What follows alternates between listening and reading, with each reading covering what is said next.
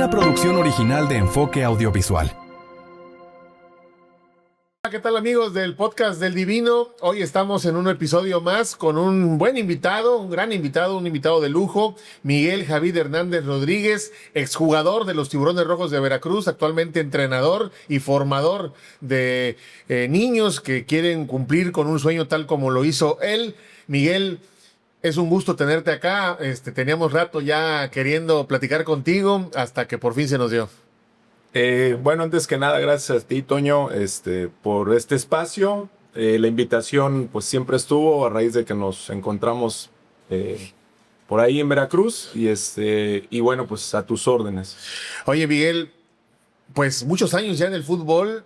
¿Cuándo iniciaste? ¿Cómo inició todo? ¿En qué momento tú decides que te gusta la pelota y que quieres ser futbolista?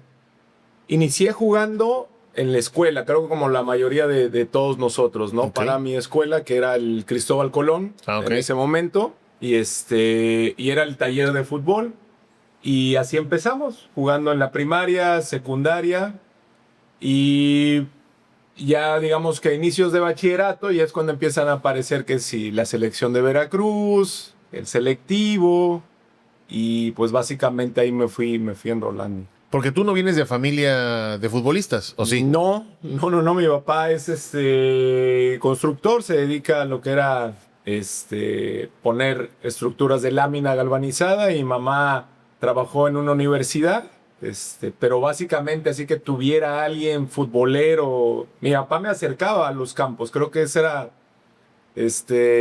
su virtud, a él le gustaba, entonces lo único que hacía es que me acercaba, Sí. ya sea a verlo jugar en estos partidos dominicales de la Libre, Sí. o acercarme ya en lo que es la Liga Municipal. Ah, ok, o sea, él jugaba aquí a nivel amateur, Ajá. te llevaba, tú lo veías. Exacto. Y quizá por ahí nació el amor al fútbol. Seguramente.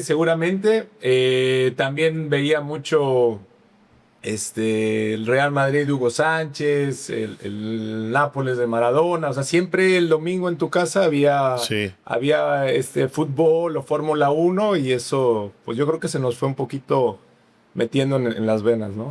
Oye, Miguel, ¿y arrancas en alguna escuelita o vas a las fuerzas básicas del Veracruz? Porque tú eres canterano de los Tiburones Rojos, ¿no? No, básicamente no. ¿No? A los 14, 15 años empecé a aparecer en selectivos, Ok. cuando los llevaba Chavo Hurtado y el profesor sí. Peregrina. ¿Cómo no? Constantemente a mi papá le decía, ¿no? Oye, pues que se venga Miguel aquí a la España, o al Veracruz, o al CDF. La realidad es que a mí me ponía contento jugar con mis compañeros en ese momento, o sea, y no éramos el mejor equipo, pero me la pasaba muy bien, ¿no? Me la pasaba bien. Y ya por ahí de los 14, 15 años, bueno, es cuando empiezo a dar un pasito al selectivo, que vas al regional, al estatal, pero yo ya con 14, 15 años, ¿no? A los 16 voy a una visoría. Hasta antes de eso no había tocado nada de profesional o formación. Sí. Y a los 16 años, ya con el Veracruz aquí en el puerto, quedo en lo que vendría siendo Fuerzas Básicas, que era una tercera división, que la lleva el señor Ordaz, que era el segundo auxiliar de Carlos Reynoso, Ok. que dirigía el Tiburón. Sí. Entonces el señor Ordaz, como a muchos de los que estábamos seleccionados, digamos que me selecciona para el equipo de tercera, que yo quiero pensar que hoy en día sería una sub-17. Y ahí nos empezamos a rolar, con la curiosidad que antes los torneos duraban un año, o eran largos. El año que debuto en tercera, debuto en primera, ese año deportivo. O sea, das el brinco rapidísimo. Fue muy, muy, muy curioso, la verdad es que sí. Fíjate que por eso en el fútbol nunca sabes quién te ve. Me acuerdo que ese equipo, que se llamaba Siglo XXI, si mal no recuerdo, Sí, ¿cómo no? vamos a un torneo que invitan al club a Cozumel. Entonces va el Siglo XXI representando a Veracruz, va un equipo brasileño, un equipo argentino, y había un equipo local que lo organizaba, que era una segunda división allá en Cancún, ¿no? Entonces, pues en ese torneo me encuentro jugando, llegamos a la final, quedamos campeones. Era muy curioso porque un equipo de tercera le gana a un equipo de segunda y el director de ese proyecto, el director deportivo de ese proyecto, del Cancún de segunda división, era el señor Aníbal Ruiz.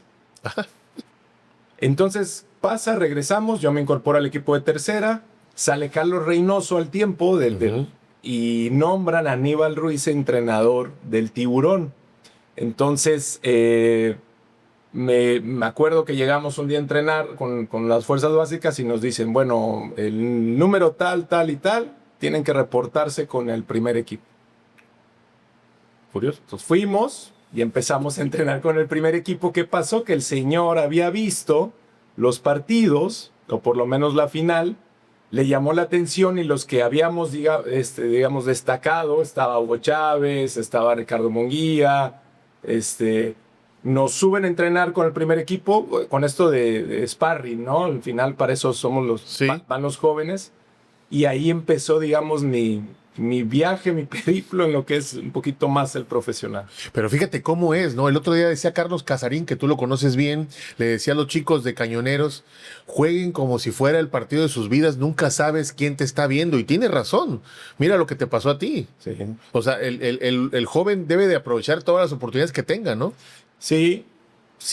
O sea, yo creo que tienes que poner lo mejor de ti sin esperar nada a cambio. A veces nos están enseñando hoy en día que este es el partido importante, y realmente no. Ahí aprendes que no es así. Siempre trata de dar lo mejor de ti en cada entrenamiento, en cada juego. Y bueno, si tienes la oportunidad y estás preparado, pues seguramente la aprovecharás. Oye, entonces, ¿pero a ti te debuta Reynoso? No. ¿Te debutó Aníbal? Yo debuté en tercera división con el señor Diego Ordaz. También muy curioso, porque como era de los más jóvenes, en el primer viaje, me acuerdo que era a Chalco, con el equipo de tercera, yo no estaba en la convocatoria, perdón, sí estaba, pero estaba como viajaba por si pasaba algo en el viaje. Sí. O sea, lo que se conoce como hoy en día a la tribuna. Y en ese viaje, un compañero se enferma y me toca ir a la banca, y en ese primer partido entró de cambio y me va muy bien, y después ya me quedé jugando como titular, digamos, en ese equipo de tercera. Entonces el señor Ordaz me debuta en tercera, y al tiempo que me suben a primera división pasan 6 meses yo entrenando con el equipo de primera y jugando con el equipo, digamos, de básicas de tercera. En un partido, un miércoles, el señor Aníbal Ruiz se me acerca y me dice, para eso con los jóvenes, o sea, hay un organigrama en un equipo de primera división, entre los jugadores. Sí, claro. Y antes más, ¿no? Porque antes los planteles eran de mucho mayor edad. Ajá. Y esa semana teníamos algunos expulsados o lesionados. El caso es que el señor se me acerca y me dice, esta semana vas a iniciar contra Atlas. O sea, no me dijo, vas a ir a la banca, ni vas a entrar. Me dice, vas a iniciar contra Atlas. Yo le dije, bueno. Intuía que el fútbol también es una cosa es lo que te dicen y otra cosa es lo que pasa, ¿no? Uh-huh. Pero bueno, llegó el sábado, jugamos en la noche contra Atlas y me toca iniciar el juego, ¿no? Y me toca hacer un gol en el primer tiempo a Osvaldo Sánchez. Ah, mira. Y ganamos 2-1 con un gol mío y un gol de Díaz Ábalos. Ok. Entonces, curioso porque yo era un medio defensivo. Fue en un tiro de esquina con un pase de Elías Ledesma, me acuerdo. Ok. Y termina ese partido y la verdad es que no eres tan consciente de lo que está pasando, ¿no? Esta idea de que no, es que yo voy a ser jugador y eso realmente fue más que nada aprovechando los momentos que se presentaban. Entonces me estaba cambiando en el Jalisco, me acuerdo, me estaba quitando la indumentaria y llega el profesor, Aníbal Ruiz, y me dice, hey, pibe, tranquilito, porque no pasó nada. Pues yo me quedé así, acabando un partido, acabamos de ganar 2-1, hice un gol en mi debut, 17 años, al Atlas, que lo dirigía Marcelo Bielsa, El señor ya te aterrizaba y ya te decía, hey, no pasa nada. Y me acuerdo que dicho y hecho, al regresamos de viaje y el domingo y al otro día, ¿cuál era mi día a día? Pues ir a la escuela, ¿no? Porque la escuela era muy estricta. Entonces me aterrizó el profe, me aterrizó mi familia y bueno, de ahí seguí. Me tocó jugar los últimos 5 partidos de ese torneo contra Necaxa, contra Correcaminos, contra América, contra Puebla. Y ya para el siguiente torneo, digamos que fui más considerado en el plantel de primera división. Oye, y al otro día que llegaste a la escuela, ¿cómo te reciben como héroe? O... No, la verdad es que no eres muy consciente y eso no está mal, ¿eh? Hoy en día lo veo, digo, eso no está mal. Mis compañeros de salón sí, porque ellos les gustaba el fútbol y estaban emocionados. Okay. Pero llegaba el maestro y a tomar clase. Y capaz que si le iba al Atlas. Imagínate. Entonces, bueno, así fue, digamos, mis inicios en el profesional, ¿no? Estamos hablando yo tenía 17 años, 94 más o menos. Vamos, arrancaste con el pie derecho. Súper bien. Sí. Y después el profesional te da golpes, ¿no? Sí, claro, sí. Como todo, ¿no? Como todo. Subidas y bajadas. ¿Tú jugaste en un Tiburón? No, a ver, a lo mejor estoy mal. En un Tiburón que que tenía figuras, Vaquero, Valenciano. En esa primera época, las figuras eran... Leonel Álvarez, creo que estaba. Adolfo Ríos. Ah, bueno, también. Rubén Omar Romano. Ah, ok, entonces más para atrás, ¿no? José Luis González China, Carlos Poblete. Ese, digamos que fue Paco Ramírez. Ese fue, digamos, el primer Tiburón. Patito Pascual, okay. Pedro Osorio, Octavio Becerril, Martín Yamazaki, Joaquín del Olmo. Ese fue, digamos, mi debut con ellos. Ok.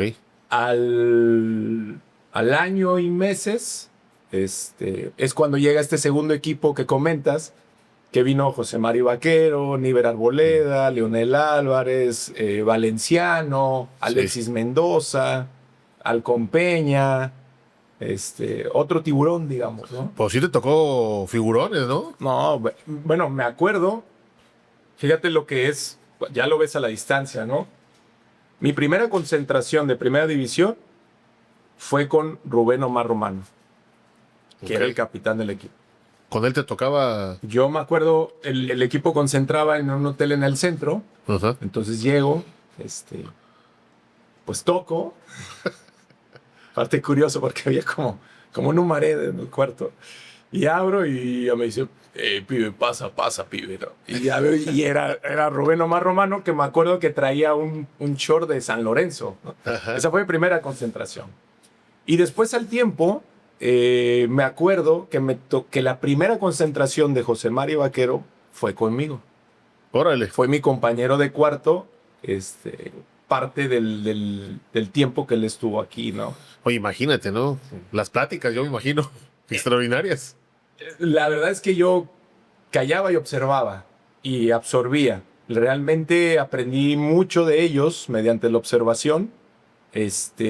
José Mari venía del Barcelona en ese momento y la verdad que más que ellos platicar conmigo, era yo empezar a entender esos usos y costumbres que ellos tenían.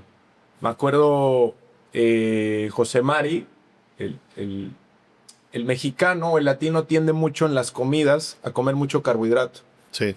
Y José Mari era prácticamente pura proteína. Proteína en ese momento, no como la de ahora, que es más sintetizada, sí. Eso, ¿no? Entonces, él, si el mexicano se comía un pedazo de carne con verduras y puré de papa, bueno, él le quitaba el puré de papa y comía el pedazo de carne y verduras, ¿no? Y lo veías y era un tipo magro físicamente, muy fuerte, ¿no? Entonces, observaba, por ejemplo, que en los entrenamientos él quería jugar a 1 o 2 toques. Y aquí en México y más en Veracruz se acostumbraba mucho a las conducciones largas, sí. Muchos toques de balón. Entonces vas viendo, vas aprendiendo y te das cuenta que, bueno, pues que eran, pues como dices tú, figurones del fútbol. Pero fíjate, ¿no? Lo que le puedes aprender, ¿no? Porque traían otra idea del fútbol, ¿no? O sea, de jugar rápido, a 2 toques, me imagino moverse mucho. O sea, era diferente, ¿no? Totalmente. Y principalmente también el aspecto mental, porque nosotros al ser, digamos, oriundos de aquí de Veracruz, tú escuchabas y leías lo que se manejaba alrededor de ellos. Por en el caso de Rubén, pues tenía presión por ser el capitán del equipo, pero también se le cuestionaba que era un jugador veterano, que iba de salida. Y en el caso de José Mari, bueno, pues que era un jugador que tenía mucha responsabilidad, que por él tenía que pasar todo. Y yo veía cómo ellos fueron viviendo con esa presión, pero digamos, no lo sobrepasaba. Me di cuenta que tenían ciertas herramientas psicológicas que hoy en día cuestan mucho, ¿no? O sea, hoy en día está el coaching, está el psicólogo deportivo. Bueno, ellos, yo veía, oye, de este tipo se está hablando a José Mario, lo están criticando toda la ciudad, y le están pidiendo esto y esto, y tú ves que su fútbol, porque pensaban que se iba a regatear a 3 y iba a hacer un gol, y no era su fútbol. Sí. Y José Mario estaba serio, tranquilo, consciente, más no sobrepasado por la presión, ¿no? Entonces, a mí eso me llamó mucho, mucho la atención, que era un rasgo muy positivo de ellos. Sí, lo sabían manejar, ¿no? Lo sabían manejar, porque luego llegabas al estadio y 30,000 gentes, pues sí, estabas bajo la lupa. Sí, te impone, obviamente. Claro. Sí, desde luego. Oye, y luego pasas a Morelia, donde juegas cerca de 6 años, o 6 años más o menos. 7 años. 7 años.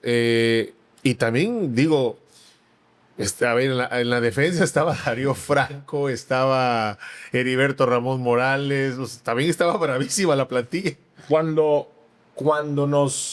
A mí aquí hubo un periodo que me fue muy bien como jugador, y aparte andaba bien, y parte de ese periodo fue el entrenador Wendy Mendizábal. Al tiempo, Wendy Mendizábal lo nombran director deportivo de Cruz Azul. Okay. Y fue ese año en el que venden Grupo TV Azteca, que era dueño del Tiburón, vende al Tiburón y compra al Morelia. Entonces, termina ese año deportivo, la verdad que me había ido bastante bien, y entonces se comunica conmigo el señor Mendizábal y me dice, oye, ¿no te interesaría venir a Cruz Azul? Y yo le dije, mira, yo estoy jugando en Veracruz, soy de Veracruz, no creo que vaya a haber alguna oportunidad que me ponga, que me dejen libre, ¿no? Y en ese periodo sale que compran Morelia, y a un grupo de jugadores, David Hernández, Rubén Salas, Hugo Chávez y tu servidor, nos llevan a Morelia. O sea, no hubo oportunidad de nada. No hubo. En mi mente en mi mapa estaba o estar en Veracruz jugando o irme a Cruz Azul a la invitación que me había hecho el señor Mendizábal.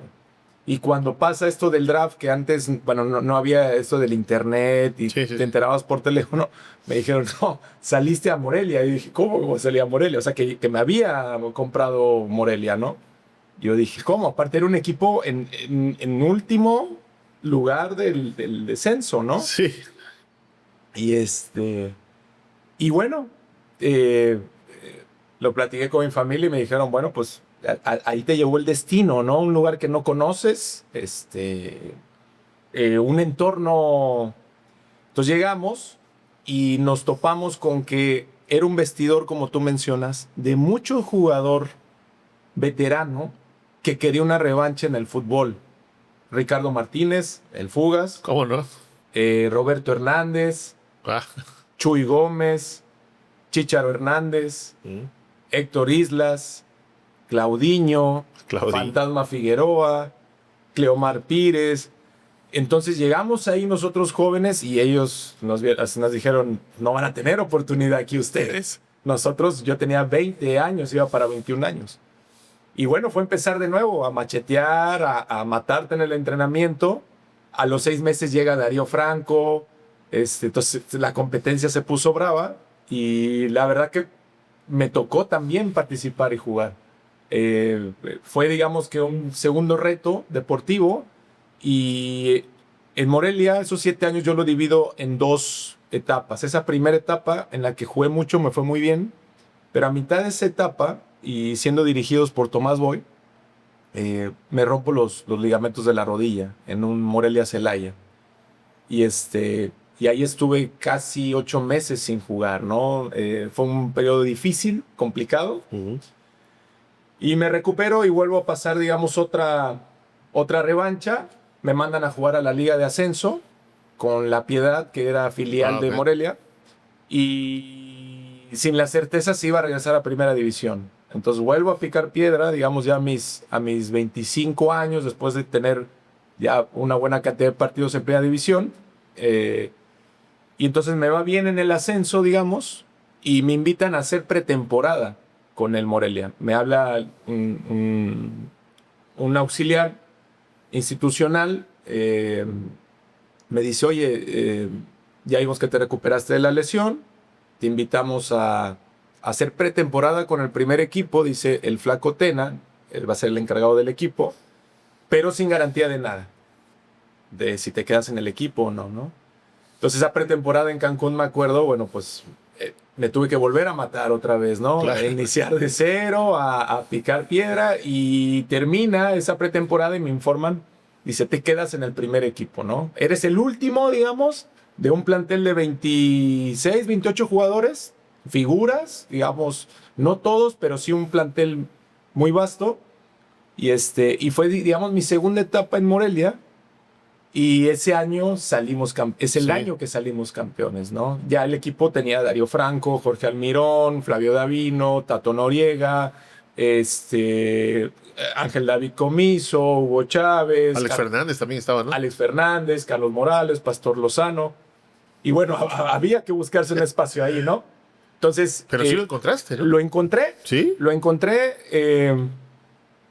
con mucha fe y con poca certeza, porque nadie te asegura nada, como te digo, era el último en la lista, entonces había que volver a empezar. Y después me quedé otros 3 años que ya me quedé jugando mucho más tiempo en Morelia, hasta el 2004. Miguel, a ver si tengo buena memoria. ¿Tú metes el gol con el que salen campeones, el penal? Me tocó el sexto penal. ¿El sexto penal? Sí, para poner un poquito en contexto, fue en el año 2000, Morelia llega a su primer final. Y contra Toluca. Contra Toluca. Que era un monstruo. Era Cardoso, todas las figuras. Sí. Víctor Ruiz, David Rangel, Cristante, tipo Omar bravísimo. Blanco. Entonces la primera pelea, digamos que el primer tema era ver si lograbas ganarte un lugar en la banca. Claro, o sea, es que uno piensa, dice, apareció, y ese es el primer tema, ¿no? Bueno, sí. Porque son planteles de 25, 28, para las finales todos están sanos, todos están fuertes, todos están con ganas. Sí, claro. Y bueno, me toca en la liguilla estar en la banca, y en esa final, digamos, me toca ser incluido en la banca, ¿no? Y la ida la habíamos ganado 3-1, ahí no me tocó entrar, y en la vuelta íbamos perdiendo 2-0, ¿no? O sea, el global 3-3. Y para acabar el partido, el segundo tiempo, pues el flaco me llama y me dice, vas a entrar, ¿no? Ya vio a Darío Franco cansado, a Flavio Davino. Vas a entrar, y dice, vas a hacer la chamba de Flavio y vas a ayudar a Darío. Y yo dije, está bien, pero el otro equipo tenía a Cardoso, Matador Martínez, o sea, tenía un equipo. Y en Toluca, ¿no? Donde ellos, pues, eran casi imbatibles. Oye, en ese momento el corazón se te... No, pues, imagínate, ¿no? Estadio lleno, había ido, por ejemplo, el que los dirigía, que era La Volpe, a semanas antes le habían llamado a la selección, entonces él estaba ahí. O sea, todo, digamos, parecía una fiesta para Toluca. Sí. Y ya, bueno, pues me toca entrar. Pues el partido se pone tenso, nos vamos a tiempos extras, y ya de ahí nos vamos a los penales. Y en los penales, Toluca estaba muy confiado porque un torneo antes le había ganado en penales al Atlas de Rafa Márquez. Y ya la tanda de penales se puso pareja. Muy curioso, en las tandas de penales normalmente los primeros y los últimos tiran los especialistas. Sí. Y en los últimos, que de un lado era Cardoso y Ciña, que era digamos, el 9 y el 10. Sí. Y de nuestro lado era Pastor Lozano, Javier Lozano, que era el 10, y Alex Fernández, que era el 9. Lo fallan. Entonces nos vamos a muerte súbita. En los penales a nosotros nos tocaba cerrar la tanda. Uh-huh. Normalmente, los que abren las tandas de penales tienen más probabilidad de ganar que los que cierran la tanda de penales. Estadísticamente así Estadísticamente así Ok. es.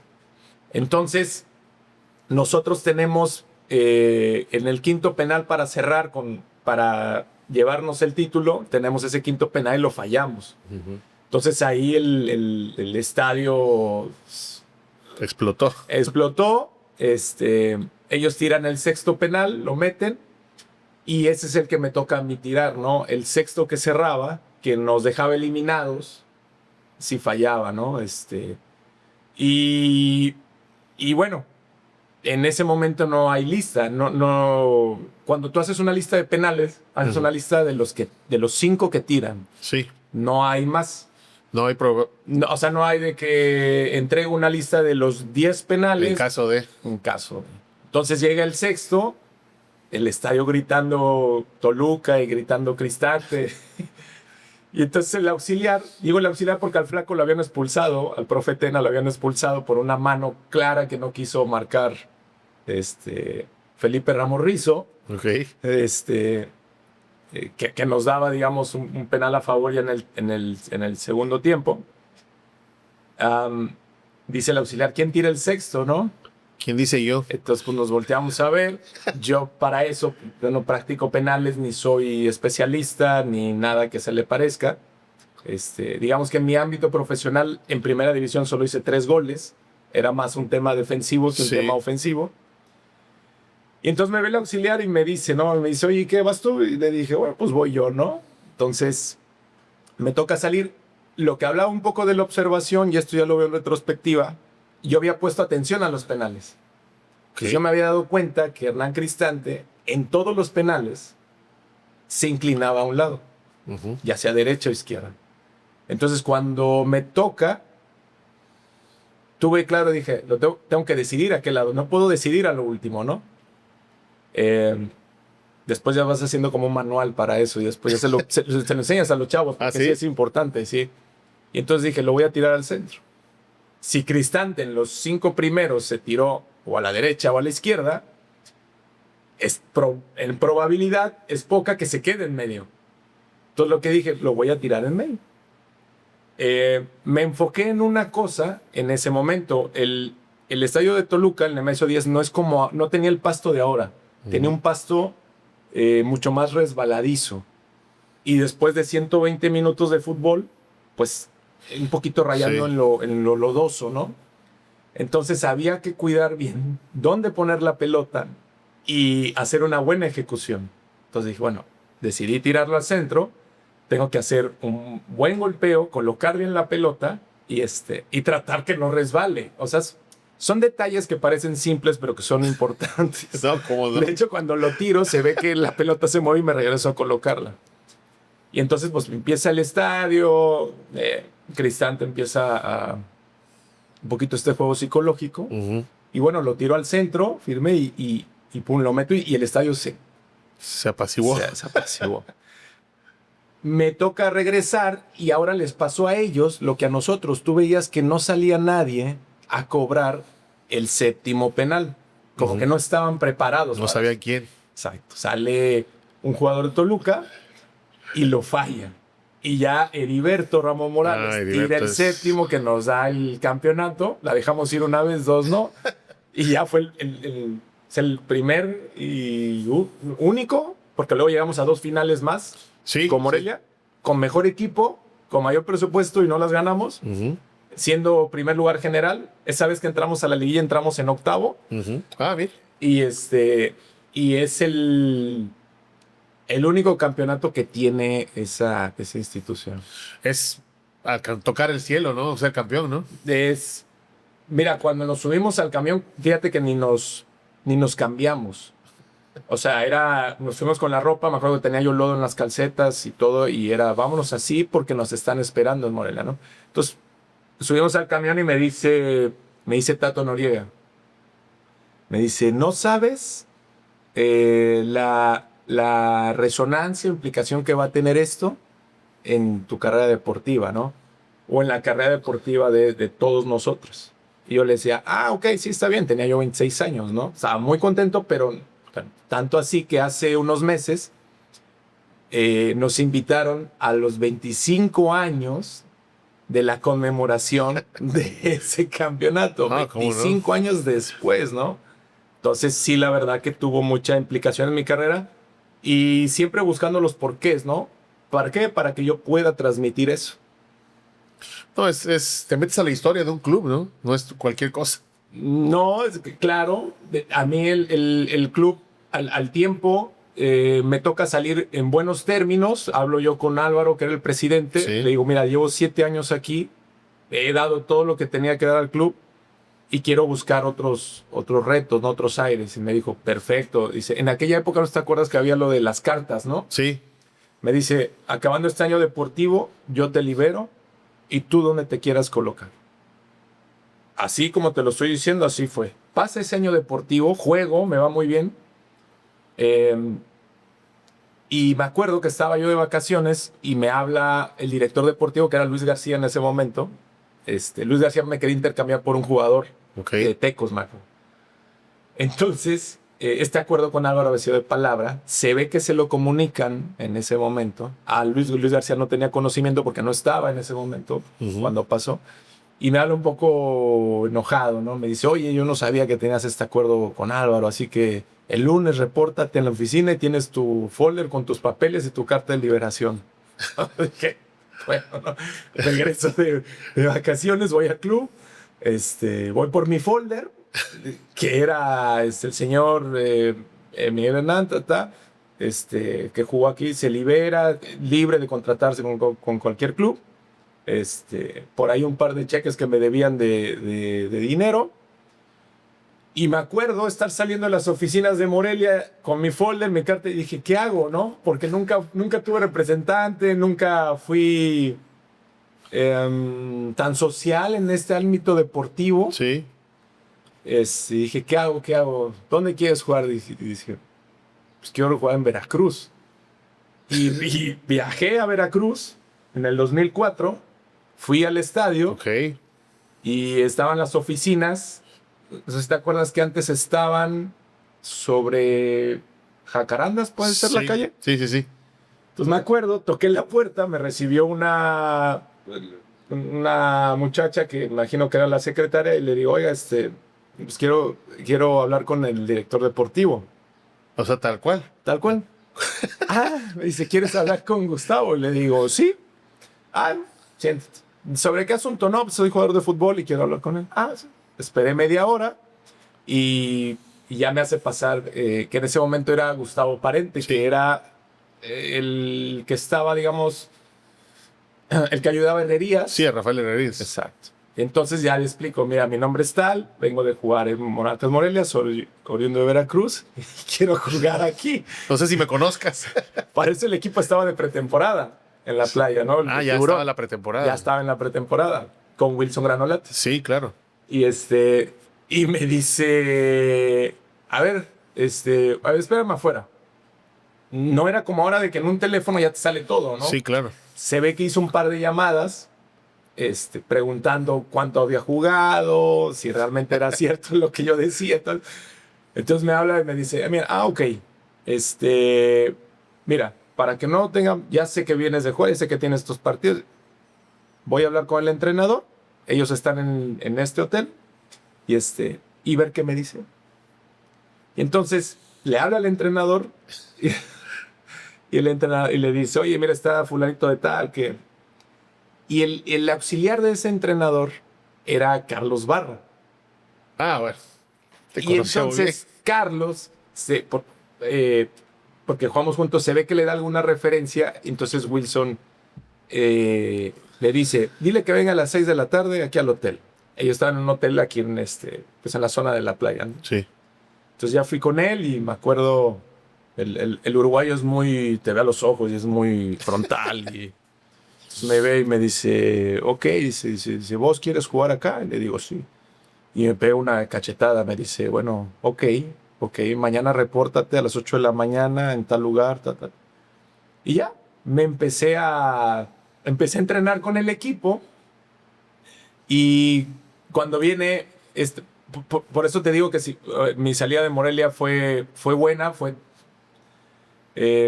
porque cuando viene el tema contractual, me dice Gustavo, bueno, dice, te vas a quedar en el equipo, ya tengo el ok del entrenador,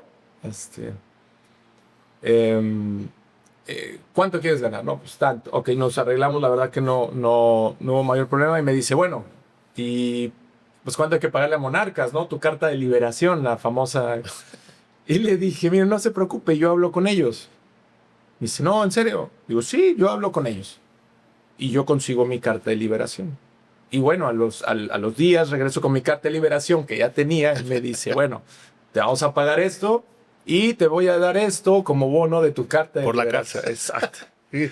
Así fue mi regreso al Veracruz en el 2004. No, y qué equipo además también, ¿no? No, bueno, Clever, Andy Pérez, Cuauhtémoc, Navarrete, Bernal, Archiflores, Ramiro Briseño, Estamos Juan Pablo Santiago. Juan Pablo Canú Santiago, Lorito. Ayala, El Chaco. Chaco, Lorito, Grillo Vizcaizacú. Yo dije, bueno, vamos a volver a empezar, ¿no? Terrazas. Isaac.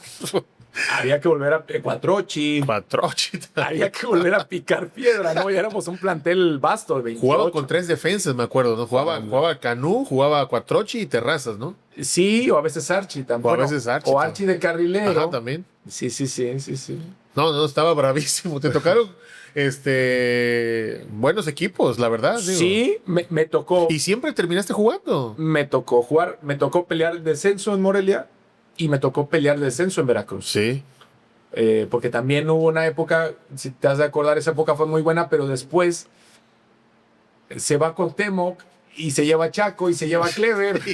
Sí, o sea, hay una desbandada. Sí, y ahí nos tocó pelear descenso, que la salvamos a lo último contra Puebla. Sí. Que también estuvo muy emocionante esa De acuerdo. esa salvación, la verdad, digo, como todas, ¿no? Pero ese en específico estuvo pues bastante sufrida. Después tuviste una etapa en la que ahora ya desaparecida Primera A, que era una división, en lo personal a mí me gustaba más que la Primera División, la verdad. Una división muy competitiva. Te fuiste a Coatzacoalcos, estuviste con Veracruz también y con Albinegros de Orizaba, ¿no? Sí, tenía yo ya 32 años, cerca de los 32. Estaba yo peleando el puesto aquí en Veracruz, me acuerdo, y en eso el entrenador es puesto, o sea, llega un promotor, trae jugadores, y yo veo que en mi lugar, en mi posición, traen a 2 jugadores más, ¿no? Sí. Entonces yo ahí dije, bueno, complicado, pero bueno, pelear el puesto, ¿no? Y en eso empiezo yo a ver que el entrenador en la pretemporada no tomaba tanto, digamos que había, yo había terminado jugando y veo que le empiezan a dar prioridad a los extranjeros que vinieron y sin ser... tú conoces a un jugador cuando entrenas con él. Sí. Más que jugar, cuando tú entrenas con un jugador, tú dices, este es bravo, este tiene calidad, este tiene estas cualidades, este no. Y en el día a día, yo sentía, me puedo equivocar, que estaba a la par, ¿no? O un poco mejor. Más sin embargo, ponían al otro jugador. Y en ese momento, el director deportivo, yo creo que para abrirme espacio, habla conmigo, me acuerdo después de un entrenamiento solos en el vestidor y me dice, oye, pues no vas a tener lugar con el entrenador que estás y aparte íbamos jornada 5, no iba tanto, ¿no? Y no vas a tener oportunidad y te están queriendo en los tiburones de Coatzacoalcos, los delfines de Coatzacoalcos, de Liga de Ascenso, ¿no? Sí. Entonces para mí fue muy difícil tomar esa decisión, porque sabía, por un lado, ser el equipo que yo quería estar, por otro lado, sabía que si a mis 32 años dejaba la primera división, ya no iba a volver. Sí. O sea, no iba a ser como que iba a tener un buen torneo en la Liga de Ascenso, porque era de ascenso, e iba a regresar, me iban a llamar. Entonces, esto que dicen los jugadores es muy cierto. Conforme vas avanzando en la edad, le vas agarrando más el gusto por jugar. Vas entendiendo más. Lo que antes era presión se vuelve como bien entendido, como una adicción que te gusta, ¿no? Que la gente va, te apoye o te juegue en contra. Y más porque vas entendiendo de qué se trata el jugar. Entonces, yo lo que quería era jugar. Entonces dije, aquí no voy a jugar un año. Tengo 32. A los 33 voy a decir, bueno, vengo de primera, pero vengo sin jugar. Entonces, fue una decisión muy difícil. Y dije, me voy a la Liga de Ascenso con, digamos, con Coatzacoalcos, Delfines de Coatzacoalcos, que era, digamos, la filial del equipo de Primera División. Y a jugar lo más que pueda, ¿no? O sea, lo más que ya me dé en ese momento. Entonces me fui a la Liga de Ascenso, me fue muy bien, me costó 3 semanas darme cuenta de qué se trata. Bueno, porque es una tierra sin ley en muchas cosas. Aprendí y me quedé 3 años prácticamente. 3 años que me tocó jugar finales de ascenso, me tocó estar en Delfines de Coatzacoalcos, luego ese equipo se convierte en Albinegros de Orizaba. Sí. Me tocó jugar semifinal de ascenso, que fíjate, curioso, las finales que perdimos con Coatzacoalcos y Albinegros, la ganaron equipos que ascendieron.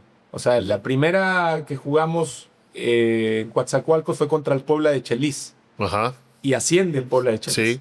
Luego nos toca contra el Dorados de Sinaloa. También. Y asciende al Dorados de Sinaloa. Sí. Y la última, que ya fue con Albinegros, aquí fue una semifinal contra Xolos de Tijuana. Sí. Que estuvieron así de ganarle. Quedamos 0-0 acá y allá quedamos 0-0 y estrellamos una al poste. Una de Caballo, ¿no? Una de Caballo, nos expulsan a un jugador el primer tiempo, ya sabíamos cómo venía la cosa, ¿no? Sí. Y Xolos asciende, que es la actual franquicia. Sí. Y ya a mis 34 años, ya mis piernas estaban cansadas. Había jugado todos los partidos de los 32 a los casi 35 años en Liga de Ascenso. Y como tú bien sabes, es una liga muy desgastante, no se guarda nada, muchos jóvenes, ida y vuelta. Entonces, los viajes no son tan cómodos como la primera división. Sí. Entonces, ya mi último año, mi esposa estaba embarazada y me dice mi esposa, mira, he andado contigo aquí, allá, y si yo quiero que mi hijo nazca en Veracruz. Ella es de acá, yo también. Dije, bueno, ¿no? Y a mis 34 años, casi 35, vine y toqué la puerta del Tiburón de nuevo. Ah, bien. Digamos que en la Liga de Ascenso tenía ya cierto cartel y en ese momento me quedé a Correcaminos, que lo dirigía Jorge Almirón, y había la posibilidad de irme a otro equipo. Bien pagado. Y vengo acá a Veracruz, toco la puerta y me dicen, bueno, van a poner de entrenador a Daniel Guzmán. Ven mañana y a ver si te recibe, ¿no? Yo no conocía a Daniel. Me había tocado enfrentarlo, pero no. Sí. Entonces llego al estadio y me recibe uno de sus auxiliares, Mauricio Gómez, me parece, Mao. Hoy te voy a acordar, la verdad, muy amable me recibe, me dice, sí, nos vamos a encargar del equipo. Mañana son las visorías. Si quieres venir. Entonces me acuerdo, llegué allá a tu casa y le digo a mi esposa, no, si quiero tener una oportunidad aquí tengo que hacer visorías. Y dime tú. Y me dice, ¿cómo? Sí, güey. Y le iban a hacer visorías a los equipos de tercera y segunda división de Veracruz, ¿no? Entonces me acuerdo. Increíble. Bueno, me acuerdo estar a las 10 de la mañana en el estadio con un calor ¿Sí infernal. fuiste? Sí fui. Fui con mis zapatos en la mano. Y me presenté. Y me pusieron a jugar contra los chavos, ¿no? De segunda y tercera, de Veracruz, que se mataban y correteaban. Y hacer una visoría, me acuerdo, 10 de la mañana, un calor. Y ya, pues claro. Mira, yo venía con 150 partidos, creo que de la Liga de Ascenso. Sí. Yo no te cuento los de Primera División. Y venía, pues con experiencia. Y entonces sabía cuándo tenía que correr, cuándo no tenía que correr. Sabía cómo mover a los que estaban cerca de mí. Y ya terminé esa visoría. Ya estaba sentado ahí en la contracancha del estadio, que siempre fue muy amplia. Sí. Y llega el auxiliar y me dice, no, bueno, ¿sabes qué? Ya vimos que si juegas y que no sé qué, sí te vas a quedar. Pero no vas a ganar el dinero que venías ganando. Fue así como su primera carta de bienvenida. Le dije, no importa. Llegó al otro día y me ofrecieron pagarme un poco más de la mitad de lo que yo ganaba. Ok.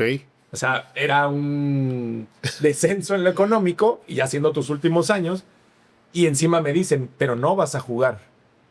Ah, bueno. Ajá. Y fue cuando trajeron, yo jugaba defensa central, trajeron a el Pelón Acosta, que venía de Puebla. Ah, sí, cómo no. Y trajeron varios jugadores. De Leones Negros. Ajá. De Tecos. Es correcto, claro, gente de la zona de Jalisco que conocía a Daniel, ¿no? Que Daniel Guzmán decía que ese proyecto era de los veracruzanos y fue para los jaliscienses realmente, Es porque correcto. no hubo veracruzanos casi. No.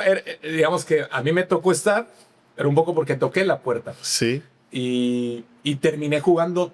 Me acuerdo que en la pretemporada no me tocaba iniciar. Y el último partido de pretemporada, para eso no me tocaba iniciar.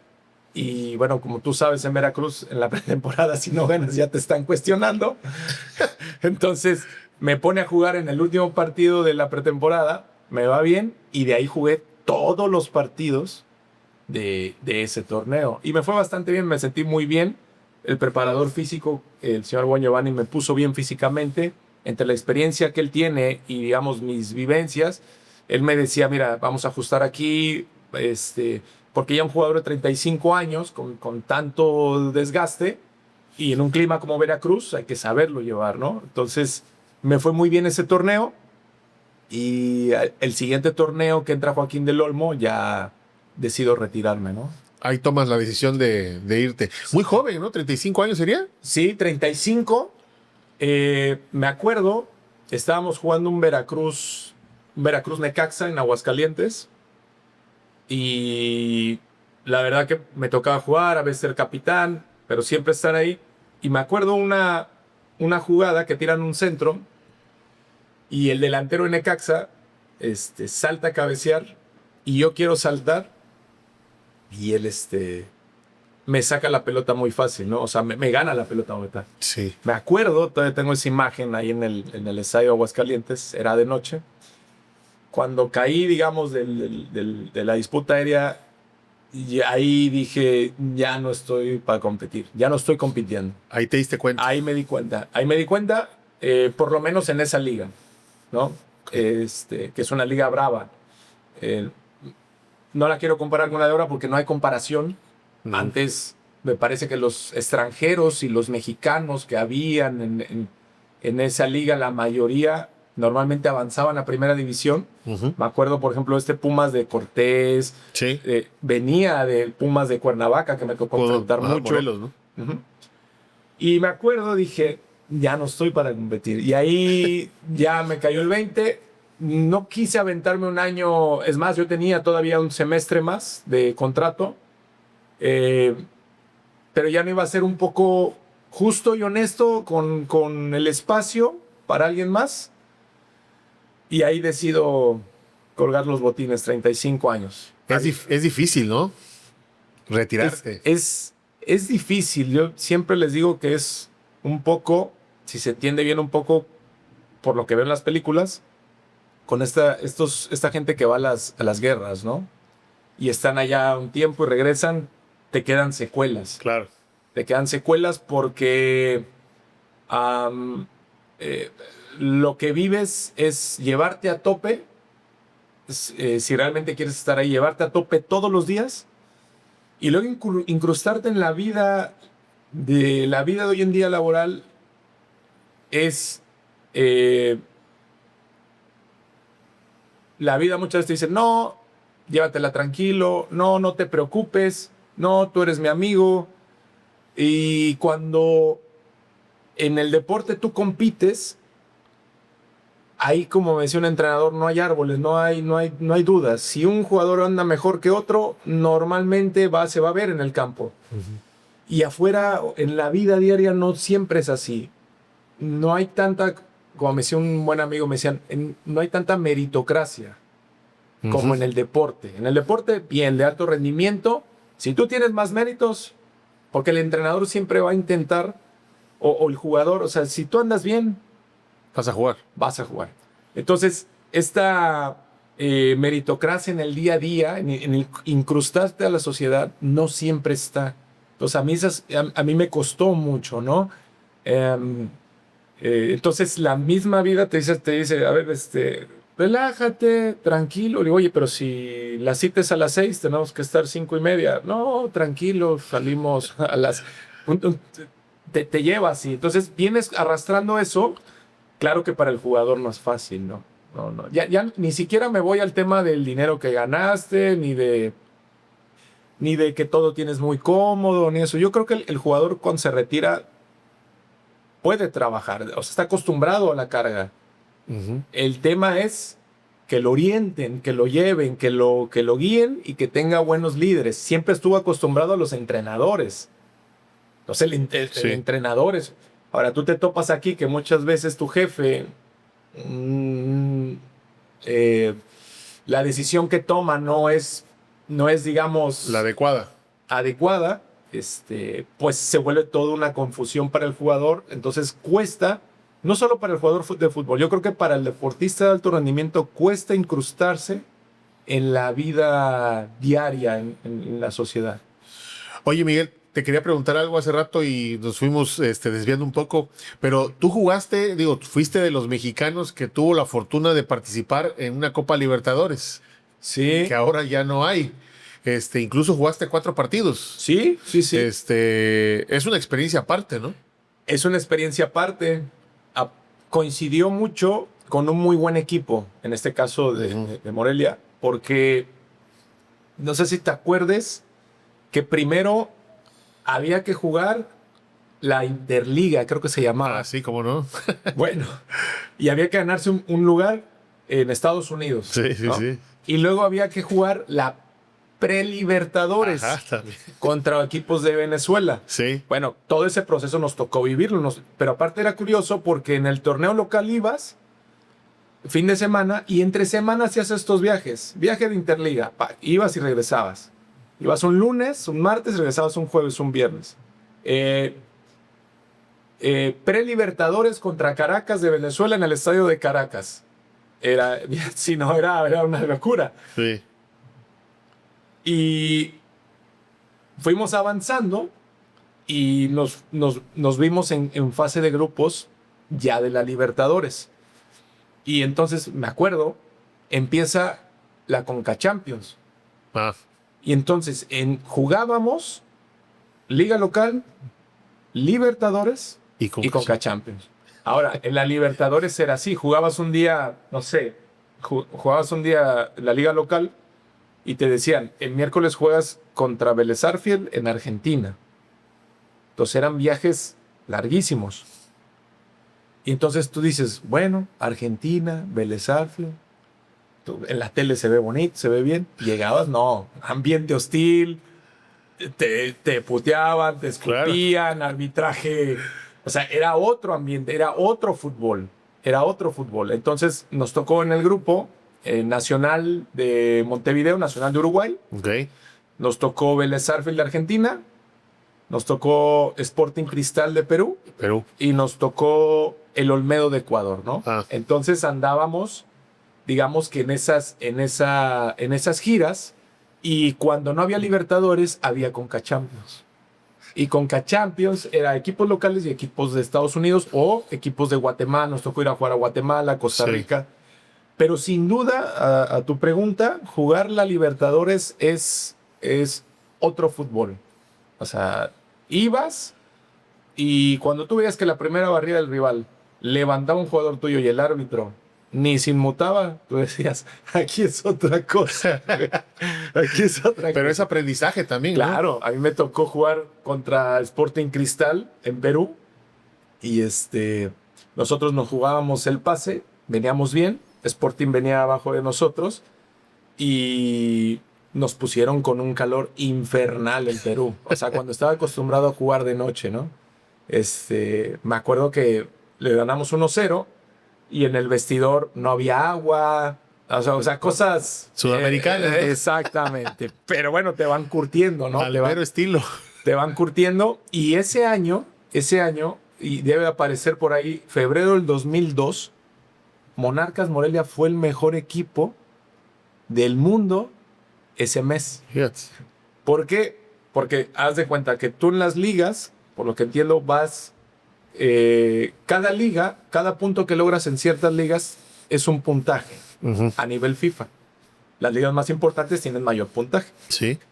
Pero si juegas de la Conca Champions, te da otro puntaje. Y si juegas en la Libertadores, te da otro puntaje. Entonces nosotros ese mes de febrero del 2002 jugamos Liga, Conca Champions, Libertadores. Y en todas nos fue muy bien. En la Liga íbamos muy bien, en la Conca Champions llegamos a la final y en la Libertadores avanzamos a cuartos de final. Sumamos tantos puntos por tantos partidos que era curioso que ese equipo saliera rankeado, que no quiere decir que sea la realidad, pero pusieron a Morelia en el mapa. Sí, sí, sí. Porque como hace rato lo decías, jugaron muchas finales. Digo, desafortunadamente las perdieron, pero sí llegaron a muchas finales. Llegamos mejor rankeados, con mejor equipo, ya digamos que ya te lo digo un poquito con más conocimiento del juego, con mejor equipo. Por ejemplo, llegamos con un equipo siendo super líder que jugaba el Bofo Bautista, sí, el Chorrillano Palacios, Alex Fernández. O sea, el Bofo Bautista llegó a ser el 10 de la selección. En esos momentos andaba muy bien. Sí. El Chorri Palacios era el 10 de la selección de Perú. Alex Fernández, delantero. Que el otro delantero era Reinaldo Navia, otro delantero. Por las bandas, Javier Saavedra, Mario Ruiz. O sea, era un equipo muy potente, ¿no? Y llegamos primer lugar, líderes general. Y ahora sí, pues, Toluca nos las aplicó ahí. Y le ganamos 1-0 en Morelia, pero en Toluca ganaron ellos, ¿no? Sí. Oye, Miguel, voy a hacer un ping-pong. Yo te digo una palabra y tú me dices algo que se te venga a la mente. Ok. Fútbol. Fútbol. La mente. ¿Un gol o evitar un gol? Los dos.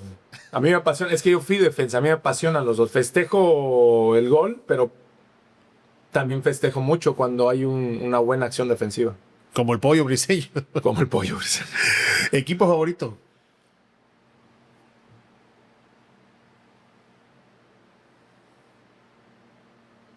Equipo favorito. He tenido muchos. Sé que es lo primero que tengan en la mente, pero he tenido muchos respecto a la historia. A mí me gustó mucho el Nápoles de Sarri, me gustó mucho el Pachuca de Almada, me gustó mucho el León de Matosas, el City de Guardiola. Entonces me quedo con el Liverpool de Klopp. Oh, también jugaba muy bien. ¿Ídolo de la infancia? Mi papá. ¿Beso a la esposa o una pelota? No, a la esposa. ¿Partido político? No. ¿Tiburones Rojos o Monarcas Morelia? Tiburones primero, ser sincero, y después vino Monarcas. ¿Un libro? Un libro.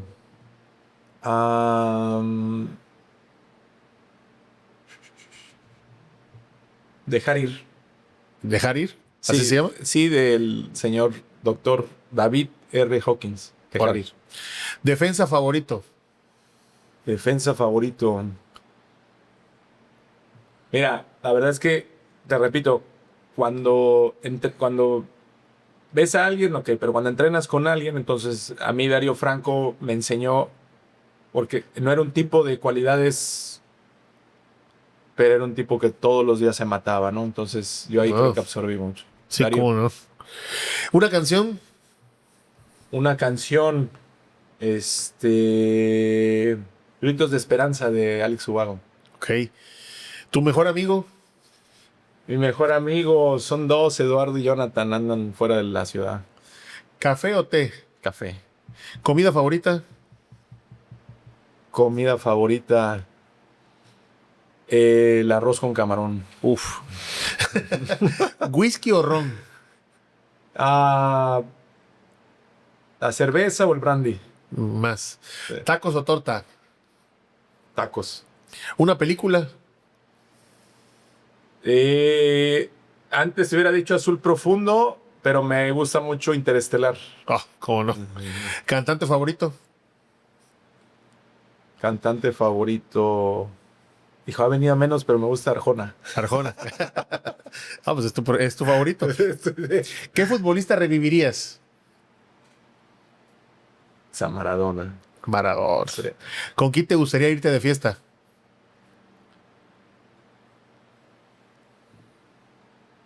¿Con quién? Con el primer Tiburón que estuve aquí y con el Monarcas Morelia que fui campeón. Con esos dos grupos me gustaría irme de fiesta. ¿Color favorito? Azul. ¿Un gusto culposo? Un gusto culposo. Tengo varios, pero déjame acordarme. Hay unas cosas que se llaman doraditas o conos. Los venden ahí en las.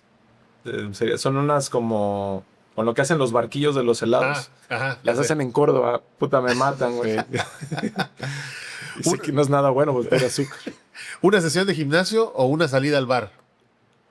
No, una salida al bar. ¿Sí? Sí. O sea, sí, me voy a divertir con los amigos del gimnasio. Ya hice mucho. Sí, la verdad que hago por mantener, no por gusto. ¿Contacto más famoso que tengas en tu celular? Contacto más famoso. ¿A quién te diré? Que tú creas. Que yo creo. Bueno, el actual presidente de Monterrey, ¿no? El Tato. Tato Noriega. Hace unos meses no era, pero bueno, Sí. ¿Un hobby favorito? Un hobby favorito es estar con mis hijos. ¿Quién te cae mal? No, nadie.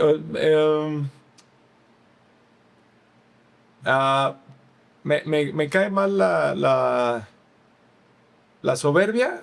O sea, es decir, no es en alguien en específico, pero cuando la veo en alguien, No te gusta. hay algo ahí que me agarra a tiro. ¿Cristiano o Messi? Messi. Messi. Sí. Oye, Miguel, actualmente estás en eres el que inició una escuelita de fútbol. Es un proyecto que es tuyo, que ya te habías tardado de hacerlo. Se llama Foot Entreno. ¿Cómo surge esta idea? ¿En dónde entrenan? ¿Dónde la gente puede acercarse, preguntar? ¿Cómo es? Estamos en la Gutiérrez de Velasco de 6 a 8. Entre semana. En la unidad Gutiérrez de Velasco en Boca del Río. Y entrenamos niños de 5 a 16 años. Surge porque cuando regreso a Veracruz, pues no hay nada, no hay fútbol profesional. Sí. Crúzate en el fútbol, pues ¿dónde? No hay. Entonces, empiezo a entrenar a mi hijo que tenía 11 años. Y justo voy con mi hijo a entrenarlo, digamos, a jugar con él y empieza el amiguito, el primo, el conocido y Yo así también inició. quiero. Sí. Así inició y ya hoy tenemos 5 categorías de estas edades y pues prácticamente les enseñamos las bases del juego, los fundamentos del juego, ¿no? Oye, equipos competitivos, ¿no? Ahora hace poco los vimos en una competencia ahí en Orizaba y sí van bien, ¿no? Sí.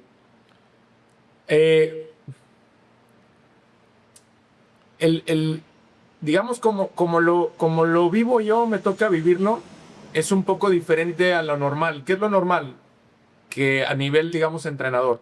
El entrenador inicia en el amateur y se empieza a incrustar un poquito en fuerzas básicas y se sigue. A mí me tocó vivirla al revés. Yo vengo del profesional, auxiliar de primera división, entrenador de segunda división, sub-20, sub-17, sub-15, femenil, liga femenil MX. Y entonces me incrusto en el amateur y yo llego un día así como Juan por tu casa, ¿no? Como si yo fuera a la pedia, digo, bueno, pues vengo al amateurismo, pues ayudar, todo es tranquilidad, paz, que los niños jueguen, y no, me topo con lo opuesto, ¿no? Intensidad, cierta, cierto cortoplacismo, o sea, muy, la inmediatez está al día, un poco la mentira también está al día, y entonces yo les he aprendido de los niños que casi todos los niños, por no decir que, son competitivos. Sí. O sea, desde el niño, digamos, que tiene capacidad, que tiene ciertas cualidades, cierta genética, como el niño que no tiene cierta capacidad, que no tiene ciertas cualidades y que no tiene cierta genética. Todos son competitivos. ¿Qué es lo que pasa? Que cuando tú los ves jugar en el día a día y gana uno porque tiene mejor capacidad, decimos, es que este sí es competitivo y el otro no. No, lo que pasa es que hay que encontrar la manera de que tú te haces mejor cuando compites con tu par. Si tu par es un poco mejor que tú, te exiges. Si es un poco menor, también te exiges. Pero si tu par es así, ya no lo ves cerca, ya no te exiges. O si lo ves así, tampoco. Entonces empiezas a entender que lo que necesitan los niños es entrenar bien, entrenar mucho y jugar partidos como complemento. En el día a día en el amateurismo es al revés. Juegan mucho, 3 partidos entre semana y entrenan poco, 2 sesiones por semana. Entonces, ¿cómo? Y aparte, los que son buenos juegan más. ¿Cómo un niño que quiere competir pero que no es tan bueno, cómo va a lograr equilibrar o mejorar sus capacidades si juega poco? Sí. Entonces, ¿qué es lo que yo veo? Que todos los niños, si les gusta el fútbol, necesitan entrenar bien y que tengan su partido. Y que el que es bueno va a mejorar y el que no es tan bueno también va a mejorar. Pero si solo nos enfocamos en los que vemos, que sentimos que son más habilidosos, que son más rápidos, que son más veloces, si ponemos ahí todo nuestro foco, dejamos de lado un universo. Yo me he dado cuenta que por cada niño con habilidad, hay 10 que no la tienen. Por pandemia, por los usos y costumbres de hoy. Entonces nos enfocamos en ese uno. Claro, ese uno se siente que es el rey del universo, el niño o los papás. Se siente que puede hacer lo que quiere, se siente que nunca lo van a sacar. Y los otros 10 son los relegados. ¿Y qué pasa? Les empieza a dejar de gustar el juego. Porque dicen, ya no está tan padre, ¿no? Sí. Entonces, yo lo que hago es que no me enfoco en el uno, me enfoco en el uno y en los otros 10. Y cada uno va mejorando. Si en un partido, un niño que tenga de media, técnica o táctica, 5, y en ese partido yo veo que se exige técnicamente, tácticamente, físicamente, y da un rendimiento de 5.5, aunque su equipo haya perdido 3-0, el niño ganó. Claro.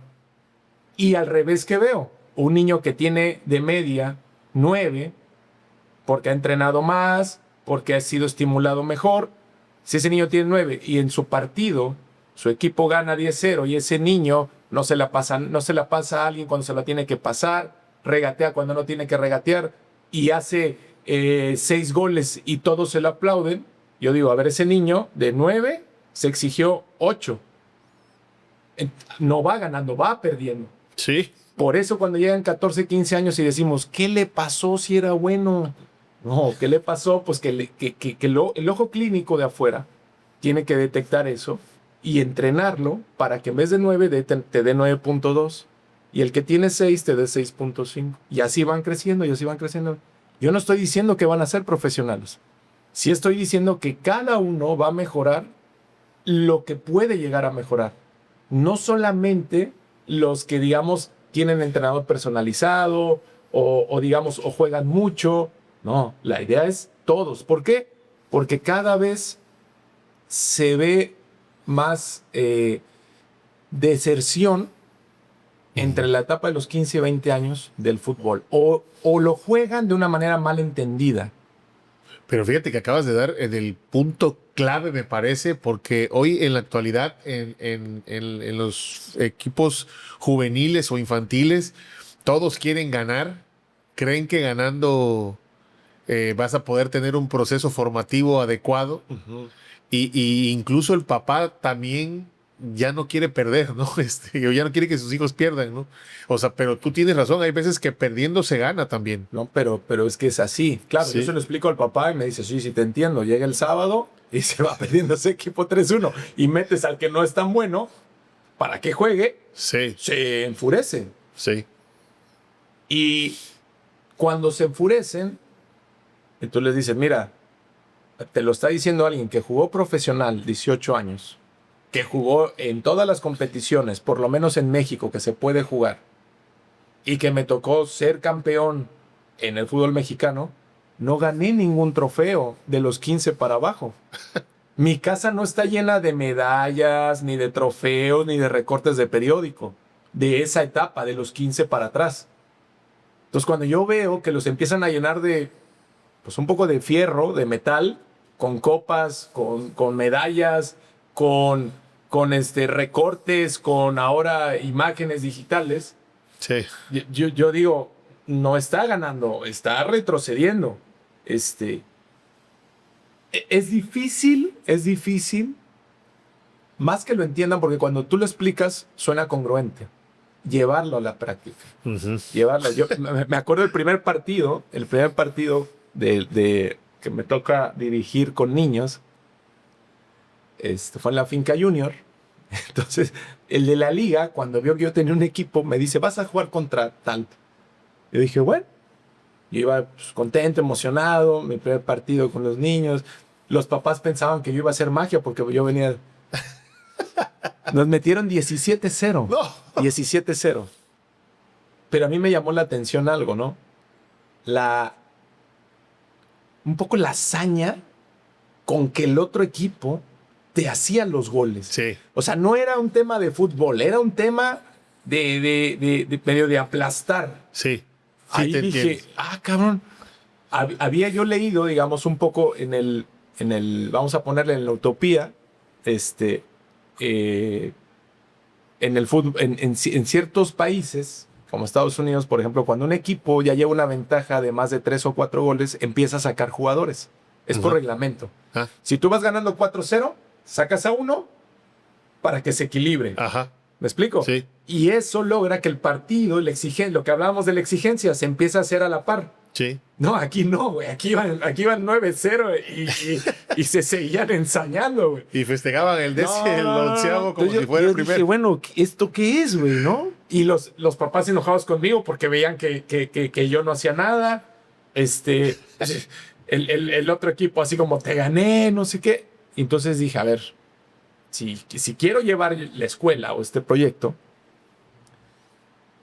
termina ese juego y se me acerca el de la liga. Él había hecho con esa intención. Me dice, mira, lo que tienes que hacer es tienes que ir a buscar jugadores, A otros estos equipos. que son y los becas. Y entonces les das todo.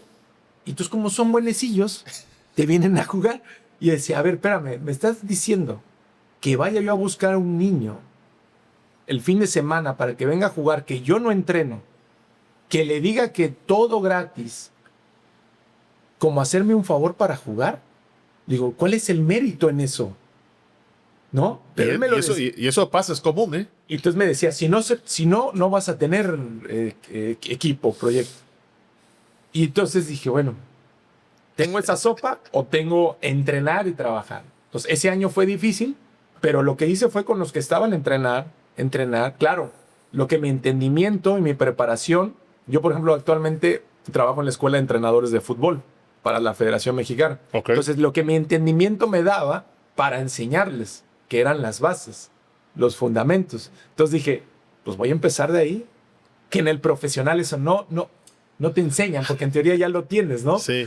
Entonces era meterme ahí, echarme un clavado, empezar así. Prueba y error, prueba y error, prueba y acierto, prueba y error, prueba y acierto, prueba y acierto, y así fue. Y ese equipo que nos ganó 17-0, año y medio después le empatamos. Y año y 7 meses le ganamos. Ah, mira. Y entonces ya ahorita ese equipo tendió a dispersarse, a desaparecer, y el nuestro Ahí pues, sigue creciendo. O sea, ¿qué te quiero decir? Que el fútbol amateur requiere mucha lupa, mucha orientación, mucha guía. Yo no soy quien para educar a los papás, pero sí siento que tengo la autoridad de guiar a los entrenadores, que también es una área de grande oportunidad, Claro. de ayudar a los chicos. Y si por ahí algún adulto, algún papá se quiere acercar y quiere platicar y brindarle una visión diferente y que realmente se lo está diciendo alguien que viene del profesional, pues bueno, básicamente eso es lo que estoy haciendo ahora.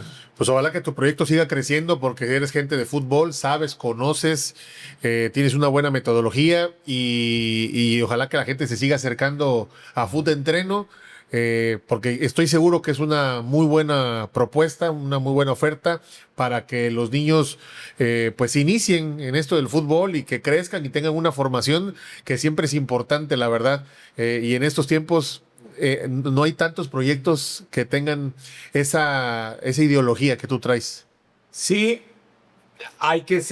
digamos que hay que tener un poco el mando porque me dicen, por ejemplo, hace poco te vi en un torneo. Sí. En ese torneo, cuando perdíamos, digamos, más fuertemente, se te van a ir los niños. ¿Qué quieres que haga? O sea, yo les estoy dando lo mejor de mí y de mi entendimiento. Le digo, pero algo sí te voy a asegurar, que el que se quede va a evolucionar. Claro. Va al año y medio, niños que digamos, que se fueron por otro camino, dejaron de jugar al fútbol, se volvieron un poco más de que utilizo al niño bueno un poco en beneficio. A veces el adulto, mi niño es bueno, pues lo coloco aquí, ¿no? Y lo coloco acá, ¿y qué me das? Y entonces el niño va viendo el deporte como algo, como saco ventaja. Sí. Eso es lo que me topo en las canchas. Entonces todos tratamos de sacar ventaja. Y eso, no digo que lo entiendo, pero pasa. Los de las ligas, los entrenadores, los papás, pero ahora ya se permeó a los chavos. Ya los chavos ven dónde sacan ventaja. Dónde si tengo 9 años y tengo que hacer un tema que raya en lo antideportivo, lo hago. ¿Qué es eso? Y lo he visto con niños de 8 o 9 años. Van ganando 1-0, dejan todo su sábado por ir a jugar y se tiran para hacer tiempo. Sí. O sea, yo digo, ¿cómo? No me lo explico, ¿no? Y el niño termina el juego y si ganan se levanta a decir, yo saqué ventaja de un tema que es antideportivo. Yo digo, dejas todo el sábado, porque termina el partido y ese niño que se tiraba a hacer tiempo para jugar menos, porque su equipo iba ganando en el marcador, ese niño cuando termina el partido se mete a pelotear. Ajá. Y la mamá lo tiene que arrastrar para llevárselo porque quiere seguir jugando. Entonces empiezas a toparte estas cosas y digo, bueno, la verdad que si en el fútbol profesional se requiere mucho trabajo y que en muchos equipos se está haciendo, en el amateur creo que hay un mundo ahí. ¿Cuántos jugadores de Veracruz hay jugando fuera? ¿No? Sí, también. La otra vez me decía un entrenador de Orizaba, me dice, de Orizaba no hay ninguno, dice. De Orizaba no hay ninguno. Del Puerto, creo que está el chico es de América. Uh-huh. Y Raimundo. Y estás hablando de un estado que debe ser que el tercero o el cuarto en población. Sí. Y que es un estado futbolero. O sea, tú vas a las ligas, a los campos, y hay fútbol. Es que no hay... No es eso, porque también cuando había primera división tampoco salían algo no estamos ahí colaborando bien. Que está pasando que Mira, a mí cuando me paran y me dicen, ay, pues es que tú en tu época, qué buena época, yo digo, algo está pasando que no es que recuerden a uno. Tienen que hablar de ese tiene que ser el tema, el actual. No sé si me explico. Sí, claro. Algo hay que hacer. Algo se tiene que hacer. Para eso hay que dejar un poquito de lado el ego, las copas, el tema del fierro que venden, de que mi hijo es campeón de goleo con 80 goles y es el próximo Cardoso. ¿Cuántos años tiene? Tiene 7. No, espérame. No lo metas en una liga que hace 80 goles. Mételo en una liga donde lo marquen mejor, donde sea más complicado para él moverse. Y en vez de hacer 80 va a ser 22, pero ante una adversidad mayor.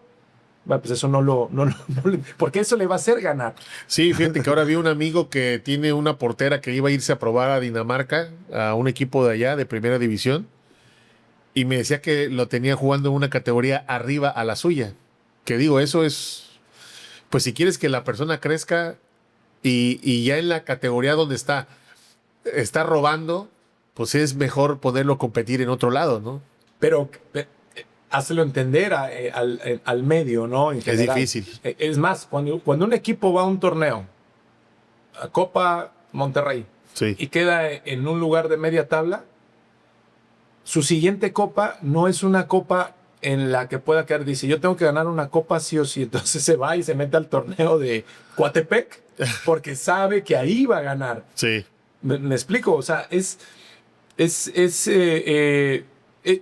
un poco picar piedra, pero no lo entienden. No se dan cuenta que a mayor exigencia, bien entendida y bien llevada, las capacidades psicológicas que desarrolla un niño o un joven son mayores. Cuando yo jugaba en mi equipo de la escuela, yo destacaba, jugaba bien. Sí. Pero el equipo siempre andaba de media tabla para abajo. Y después me di cuenta, me invitaban del CDF, del España, del Veracruz, donde ganaban 16-0, 15-0. Me di cuenta que el haber estado en ese equipo provocó que yo hiciera mis tareas en la cancha y encima tenía que hacer las tareas de los de otro. Porque así era, porque el otro no tenía mi capacidad ni cerca. Entonces hacía mi trabajo y el de junto. Y eso me hizo mejor. Sí. Eso me hizo mejor porque todos esos que estaban en los otros equipos ya no lograron avanzar después. ¿Por qué? Porque después viene el fútbol profesional y González China y Rubén Omar Romano te dicen, tienes que quitar los balones que te corresponden y quitar los que yo tenía que recuperar. Y encima me la tienes que dar. Porque así es el fútbol. Pero a mí me sirvió eso que viví antes para poder llevarlo al profesional. Porque yo no tenía el talento que tenía Rubén Omar Romano de meterle un gol al América de medio campo. Sí. ¿Me explico? Entonces, todo eso se puede trabajar desde pequeño. Pero cuando le dice a un papá, mira, voy a poner junto a tu hijo, que digamos que tu hijo es muy bueno, voy a poner a uno que no es tan bueno. ¿Cómo, profe? No, pues, ¿cómo va a poner si no es tan bueno? Sáquelo, ponga. No, digo, porque tu hijo va a tener que hacer su chamba, su trabajo y parte del de junto. Y eso lo va a llevar a colaborar como equipo. Lo va a fortalecer. Pero bueno, hacer entender eso y llevarlo a la práctica. Eso es otro podcast. Oye, Miguel, ya por último nada más, si tú tuvieras la oportunidad de tener un superpoder, ¿cuál pedirías? Transmitir a la gente, principalmente a los niños jóvenes y futbolistas profesionales, lo que sé. O sea, lo que he aprendido, a veces el tema no es que lo sepa, no, sino que la otra persona yo lo entienda. Exacto. Que lo logres transmitir correctamente. Yo te puedo decir que los últimos años que jugué, no te digo que jugaba caminando, pero me acuerdo muchos partidos que yo tenía una lesión como todos los jugadores, todos. De los 28 para arriba, todos juegan con dolor. Ok. O sea, por eso cuando a mí me dicen, es que yo quiero que mi hijo sea profesional o de...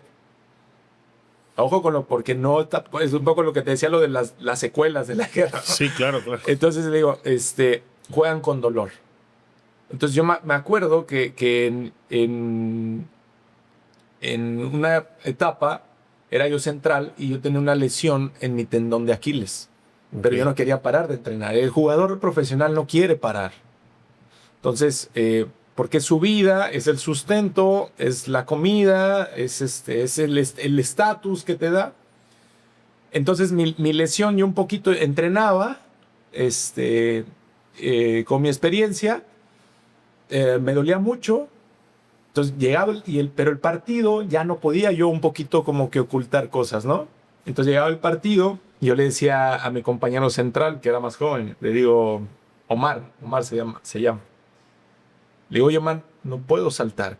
Entonces, para un central que no puede saltar a cabecear, pues porque mi tendón no me lo permitía. Era tanto dolor. Yo tenía una tendinitis aguda en el tendón de Aquiles que es muy dolorosa. Ok.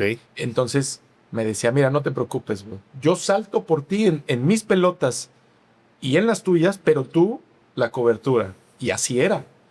Entonces, ¿qué te quiero decir con esto? Que si yo pudiera transmitir esa o sea, que no lleguen al dolor, pero que sí se den cuenta que en el juego de fútbol, como los deportes de equipo, unos son mejores para unas cosas que otros. Si se enseñaran a colaborarse, sacarían... En el fútbol, 1 más 1 no es 2. Por eso tú ves jugadores que un día rinden en 1 y van a otro equipo, tú piensas que van a rendir lo mismo, no rinden igual. Es decir, no es lo mismo Vicente Sánchez y Cardoso, cada uno en su equipo separado, que Vicente y Sánchez juntos. No es lo mismo Jared Borghetti y el Pony Ruiz. Y el Pony Ruiz. O sea, ahí 1 más 1 no es 2. Ahí es 1 más 1 es 3. Sí. Entonces, el fútbol es así. Entonces, a mí me encantaría poder transmitir eso, poder enseñar eso para que, más que enfocarse que si ganan el sábado, que se obtienen un resultado, que se obtienen un trofeo, decir, a ver, ¿de qué se trata el juego? De yo pulir mis capacidades y el de junto las suyas. Y son diferentes. Por eso cuando me dicen, no, es que compite con el compañerito. No, cada uno tiene ciertas capacidades que hay que entrenar bien. Y si las logran colaborar, pero hoy en día eso, como decías tú, es un tema de otro podcast, ¿no? El colaborar. Sí. Es... Oye, Miguel, ya por último, ¿te gustaría dirigir a nivel profesional? Actualmente en Veracruz pareciera que viene una expansión. Bueno, viene una expansión. Hay equipos de Liga Premier, hay tercera división. ¿Te gustaría tomar un equipo? Sí. Sí, yo creo que tengo un buen método. Porque ya en Morelia dirigiste. Dirigí en Morelia sub-17, Sí. sub-20, y bueno, me tocó sacar jugadores, ser, digamos, ayuda, porque no es de mí, para primera división. O sea, pasaron, digamos, Salvador Reyes, que ahora está en León, que estuvo en América,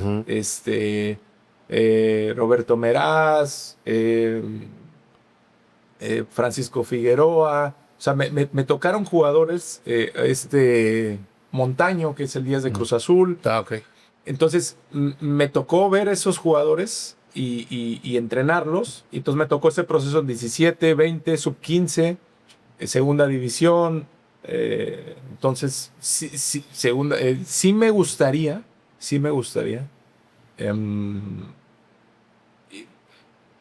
Tengo un buen método, creo que podría ayudar mucho y bueno, pues digamos que en algún momento se va a dar, ¿no? Estoy totalmente seguro que sí, con el abanico de oportunidades que hay actualmente, encajas sin problema en cualquier proyecto, la verdad. Ojalá que pronto se dé, creo que es cuestión de esperar nada más, ¿no? Sí, de prepararte, me lo dijo no hace mucho, hace poquito, Lalo Regis. Ok. Me tocó ir a un curso de FIFA y me lo encontré, él trabaja para CONCACAF. Ok. Y me dijo, síguete preparando que hay que estar ahí. Entonces, Lalo, que es me tocaba, yo era recoger pelotas en el Pirata y él era el capitán, ¿no? Sí, imagínate. Me tocaba ir a verlo y que ahora fue mi entrenador después aquí en el Tiburón. Ajá, también. Cuando le ganamos una vez a la América allá en el Azteca 2-1. Sí, sí, sí. Y ahora les llaman mentores. Él es un mentor de CONCACAF y me dio ese consejo. Síguete preparando porque en algún momento aparece. Sí, claro, eso sin dudarlo yo creo que sí va a pasar. Miguel, necesitaremos unas 5 horas para poder seguir platicando contigo, pero te agradezco muchísimo, en verdad, que hayas venido y que hayas estado en este espacio en el que, bueno, pues buscamos la manera de contar la historia de personas que han tenido un mérito en cualquier ámbito, no solo en lo deportivo, y bueno, pues tú eres uno de ellos. Muchas gracias. Sí, no, gracias a ti, Toño. Y qué bueno que sigas manteniendo estos espacios, con que bien dices tú, no habiendo, digamos, esta vitrina de lo que es, y aunque a veces la haya, yo creo que sí se requiere, o sea, no quiere decir que cuando hay una gran vitrina en Veracruz hemos aprendido que no todo el foco debe estar ahí. Tiene que estar repartido. ¿Por qué? Porque luego se va ese foco, esa vitrina, y nos quedamos un poco como a ciegas, ¿no? Sí. Creo que debe haber bases, independientemente si hay un proyecto o no, en lo que respecta a tiburones rojos o piratas o como sea. Creo que hay mucho fútbol en la región, mucho fútbol en la zona. Sí. Requieren dirección, sí requieren dirección, requieren ayuda, requieren colaboración. Y también nosotros, pues hay que meterse un poquito ahí al barro, a sudar, a la tierrita. Entonces, creo que Veracruz, hay mucha, creo que otras regiones se nos han adelantado. La región centro del país, un poco, ¿por qué? Porque ellos creo que se han preparado más. Ven el fútbol, están empezando a ver al fútbol desde una manera un poco más de aprendizaje y no tan empírico como aquí. Ya, ok, lo empírico, o sea, yo crecí en lo empírico, pero no quiere decir que ahora todos no. Sí. Tiene que haber un camino, una base, y ahí un poco ciertas regiones se nos han adelantado, pero yo veo que en esta zona hay mucho potencial humano. Necesitan dirección. Lo que sí me preocupa un poco es que ya a los 14, 15 años, ya a veces los chavos ya traen ciertos usos y costumbres que ya sabes que le van a restar. Sí. Entonces hay que, así como los clubes los toman cada vez un poco más jóvenes, que no quiere decir que esté bien. Nosotros debemos desde más chicos, 8, 9, 10 años, buscar sentarles buenas bases por el bien en general del deporte, no solo del fútbol, del deporte. No me gusta ver, por ejemplo, cuando un equipo gana de unos niños y lo festejan como la Copa del Mundo. Entonces, quizás no ellos, el entorno, mamás, papás, Sí. entrenadores. Y no me gusta ver cuando un equipo pierden un marcador y se tiran al campo a llorar y hacen ¿Cuántos años tienes? Tengo 10. Güey, perdiste un partido de la Liga Estudiantil. No, vámonos poco a poco, ¿no? Me gustaría que entre los entrenadores nos ayudáramos más también. Eso también es importante. Todos los entrenadores sentimos que tenemos la verdad y tenemos la varita. Sí. Creo que también por ahí ayuda mucho. Y los que hablábamos al principio, los que lleven el fútbol, porque a veces tienen este tema de la instalación o de la economía, pues que vean que es deporte, no es un partido político, es deporte. Hay que llevarlo. Entiendo que arrastra muchas masas, pero a veces no me parece que las dirijan para los valores que requiere el deporte. Y bueno, pues este es un episodio más del podcast del Divino. Le pedimos a toda la gente que siga nuestras redes sociales y que se suscriba a nuestro canal de YouTube para que nosotros podamos seguir haciendo esta información con mucho valor. Muchas gracias. Hasta luego.